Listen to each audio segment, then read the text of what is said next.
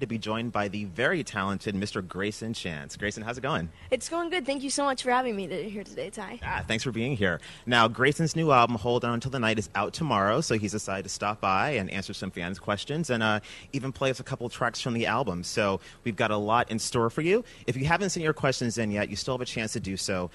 Tweet us at billboard.com using hashtag BBChance, and I just might get a chance to add some questions in before we get to the performance.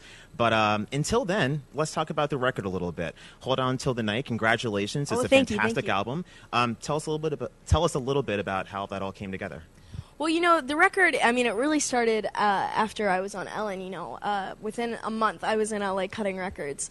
And, it's what I think so great about this record is it's taken a year to make. And that's an amazing creative process because you really feel the emotions of a year.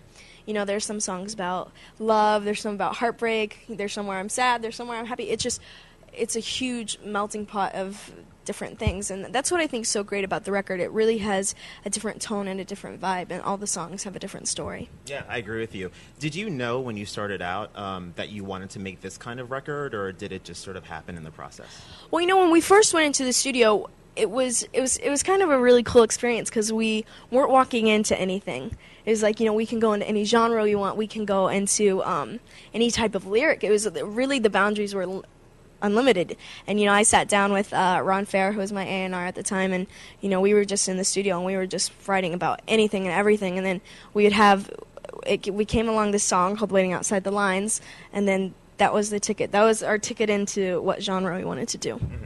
Now, the Waiting Outside the Lines video is really interesting. Thank you. If you haven't seen it, we're going to show it in a little bit. But, I really like the effect that you had playing the piano and all the different settings. Was was that, like recording your first video and just doing videos in general? Was that an easy process for you, or? Well, I was actually, when I was driving to the video shoot, I was so nervous. And I don't get nervous that much, but it was my first video, and it's quite funny, actually. When you're in a music video, you're an actor. You have to, it's very different. You have to step into different characters, and it's really like being in a movie, basically, or a TV show. Had you had any acting training beforehand? I have not had any acting training, so I was kind of walking in just kind of empty, and it took a couple shots for me to get into it, and then once I started hearing the music and I started feeling the story, then it was easy. It went by very quick. It was a long shoot, but it went by very quick. Awesome. One of the things that really impressed me about the record is the fact that it's so mature. And you're dealing and talking about, like you said, relationships and heartbreak and things, and you sing it from the perspective of a person who is, someone we would typically expect is a little bit older than you are. Yeah. So is it a difficult process for you to sort of get into that place where you're singing about these very, adult sort of emotions, or how does that work for you? Well, it's not really hard for me. I think, teenagers especially, girls and boys who are teenagers have loads of feeling. Loads. We have, if I could take out my feelings right now, I could fill a couple barrels of feelings. Every teenager has that. So, I'm a very dramatic guy, so, I over-exaggerate with a lot of the stuff. But, a lot of it came from, I missed home a lot sometimes. I had an old relationship. I really liked this girl, and, it just, everything that I wrote about had a meaning behind it.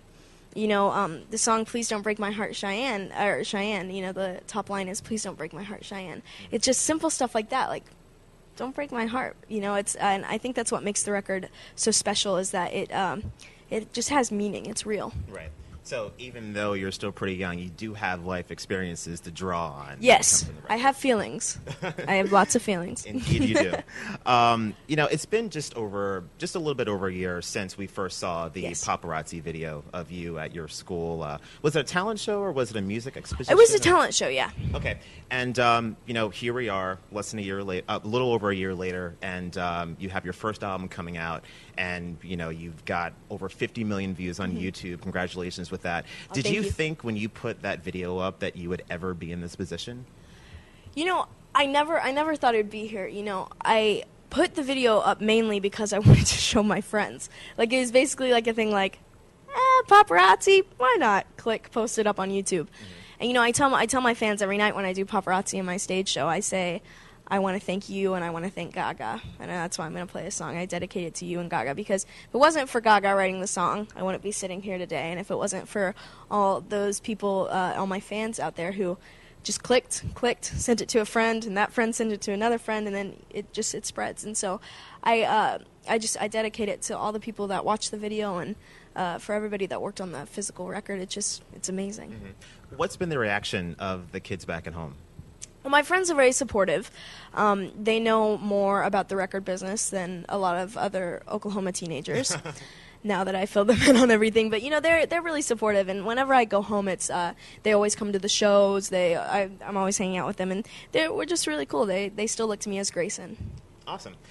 Now, we know Lady Gaga is a big fan. She has mentioned that in the past. And I was also talking to your friend Nick Jonas not too long ago, and he mentioned, just how incredibly talented you are and how impressed he was by you. And, you've gotten a chance to meet so many people over the past year.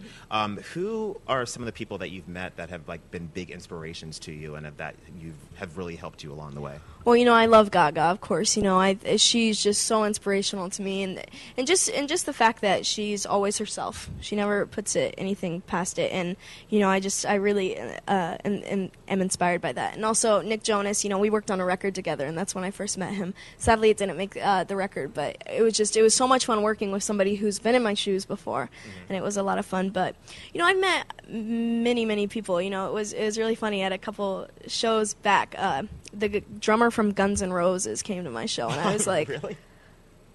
I was like, what is going on? The drummer from Guns N' Roses is here. And he was just the nicest guy. And, I love just meeting people on my travels. And, I met the president, which was like, the president. That's a big one. Yeah. And, it's fun to meet different people in different places. And I have fun with it. When did you get to meet the president? Well, I performed at the White House, actually, for the Easter egg roll. Okay. We were there, and it was so much fun, actually. We had these big Easter baskets coming home, and we had all these eggs, and we all got to meet the president. It was an amazing event. Really fun to perform there as well. What did you say? I would have no idea what to say if I met Obama. It's so funny. He is just the nicest guy. Like, he'll look you in the eye, he'll shake your hand, and after he does that, you're just like, oh my gosh, I just met Barack Obama. But he's just, I felt like I was about to go play basketball with him. He's just a genuine, amazing man. Right. Very nice. Great. We're going to get to some Twitter questions soon. Oh, but, yes, I'm excited. A lot of people want to know, when are you coming to my town? When are you going to be in Scotland? When are you going to be in Oklahoma? So do you have any plans to take the album out on the road? Oh, of course. I mean, I just actually, we had a show last night, and I took the bus here, and I'm with you now. So literally I was on tour 5 hours ago, and I'm going to be on tour in 2 days again. So, I'm constantly on the road, and touring is one of my favorite things in the world. I really love touring because I'm always busy on tour. I'm always experiencing new things, eating weird things on tour. It's a really fun time. You get to travel, and of course being on stage, it's the best feeling in the world. But, also I'll be taking the record everywhere, and, Oklahoma, definitely. I have a show booked for this tour, and hopefully we'll do a world tour soon. But we're starting off small now, but we'll get there. We'll get there. Cool. Okay, so let's get to some of the Twitter questions. I'm excited. Ready? I'm a little nervous, I'm not going to lie. All right. Well, we'll start off with a... Actually, I don't know how easy this one is, but it'll be a good warm-up.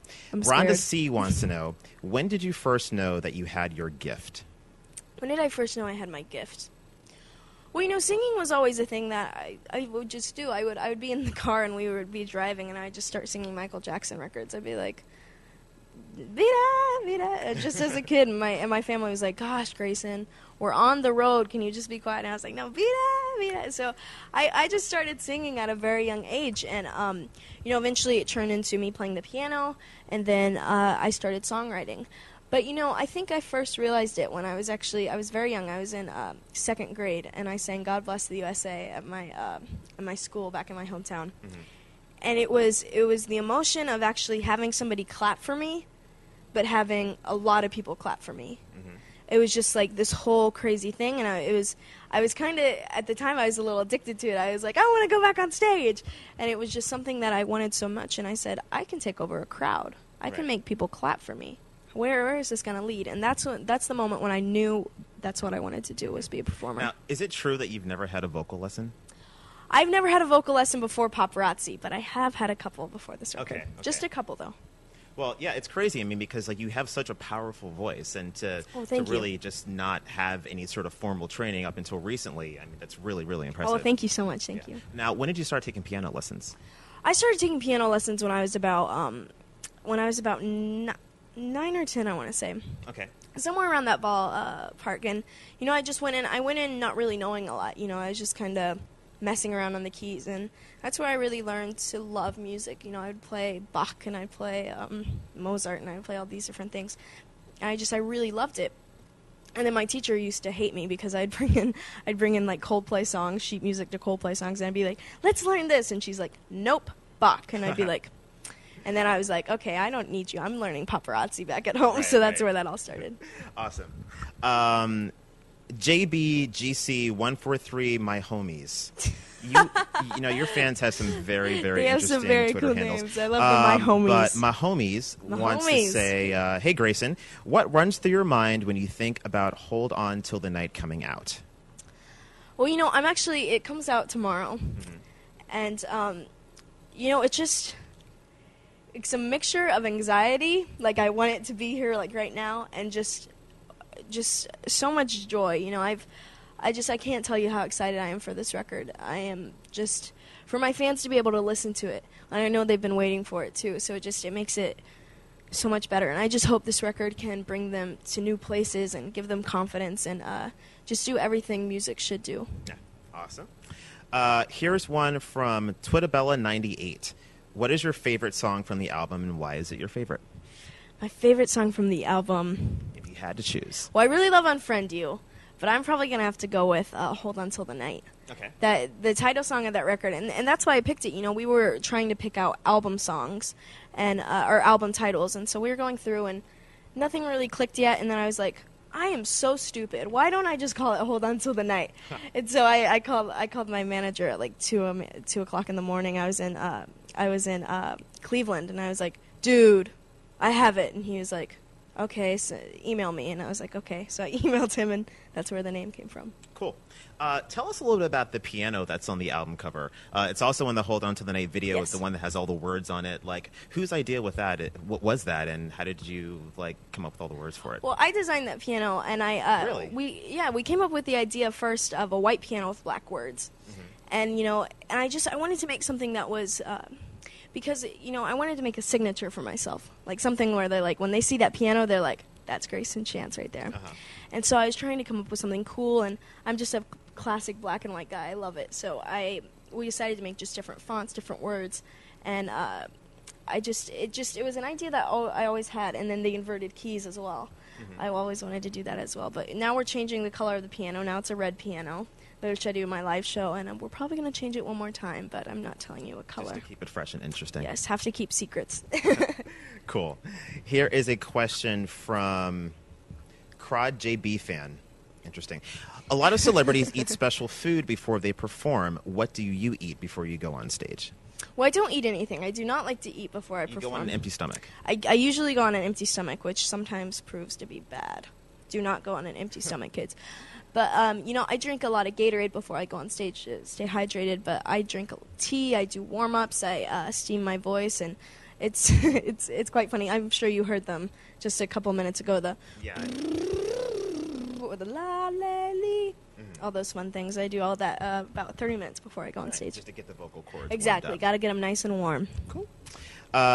Question from, I'm going to get this wrong, and I do apologize to you, G. Kubison. Let's call it G. Kubison, who says, do you still... She's probably at home right now going, no, it's right, it's like, not right. I'm going to get a ton of angry direct messages. Do you still hang with your friends from home? Like, how often do you get to see them? I do. I don't really get to see them that often, but every time I'm back home, I'm always hanging out with them. We're always spending the night with each other. We're always with each other. We're always having fun, and I always play the music when I go home, and they always get sick of it. I'm like, oh, you want to hear that song again? They're like, no, we just want to have fun. I'm like, oh, okay. So, I hang out with them every time I'm back home, and like I said, they come to the shows tons of times. They always come to the shows.